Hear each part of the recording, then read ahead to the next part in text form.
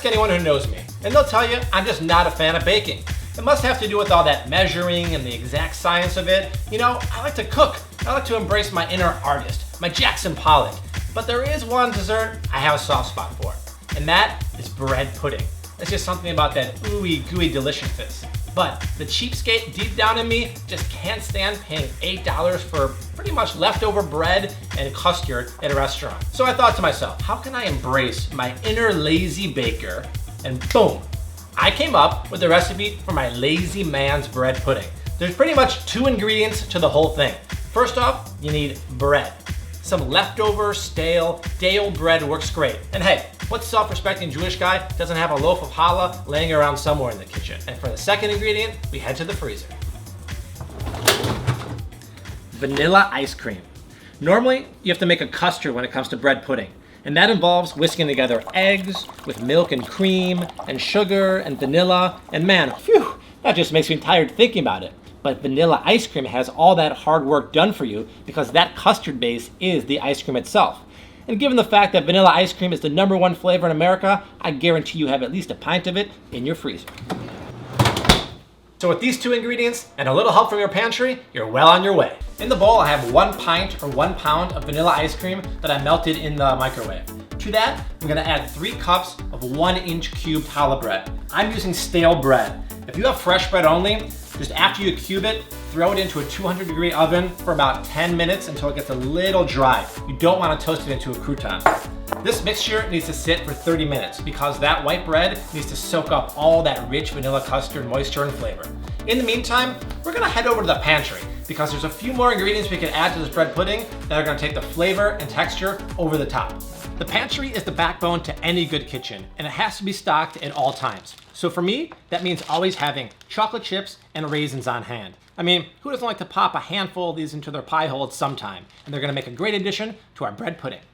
Now the raisins will be tough and leathery if you throw them in as is. So we need to soak them in some liquid to kind of plump them up. Now you could add water, but hey, I don't pass up any opportunity to cook with booze. So I saw some coconut rum in my pantry, and I'm just gonna soak it in here while the bread is doing its work over there. Let's add our 1/2 cup of chocolate chips to this, and then add the raisins, but make sure to drain the rum first, and obviously save it for later so you can shoot it, and fold it up nicely here. You can dump this into a baking dish if you have it. Just make sure you butter it. But you know, if you're a lazy guy or a lazy gal, you might not have a baking dish on hand. Don't worry about it. Grab a ceramic cereal bowl, the same thing you eat your Captain Crunch out in the morning. I'm using these old French onion soup bowls, and just fill them up and we'll get them in the oven. And don't pack them down, otherwise they're not gonna bake evenly. So I know this is gonna be a really creamy, smooth dish, so I want some kind of contrasting crunch. So in the bowl here, I combined about 1/3 cup of pecans with a tablespoon of brown sugar. And all I'm gonna do is put this on the top, and while it bakes, it's gonna get golden brown and crunchy, and it's gonna be a great contrasting texture to our dish. Pop these guys into a 350-degree oven for about 40 minutes until the top gets golden brown, but the middle still jiggles a little bit. I wanted to find out what other lazy man desserts are out there. So I recently talked to my buddy, Jeff Morrow from the Food Network, and some other of Chicago's top chefs to find out. We keep cookies frozen.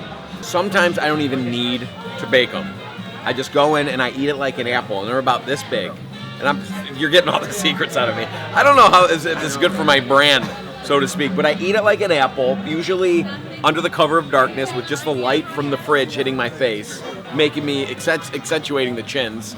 And I'm that guy, almost breaking a tooth on that. I always have cookies in my refrigerator, little like that aren't baked off, so that I can take the dough out, just like, you know, if you bought it at a store, but it's actually homemade, and I just slice it up, throw it in the oven. These guys just came out of the oven, and check out how beautiful and golden brown they are on top, and they look absolutely perfect. Now, you might want to wait about 20 minutes for these to cool down. That is, unless you want a 2nd-degree burn in your mouth.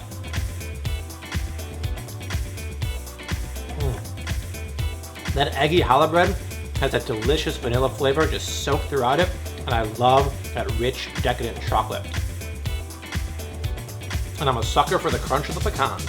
With a recipe like this, you could spend less time in the kitchen baking and more time being lazy on the couch, binge watching House of Cards.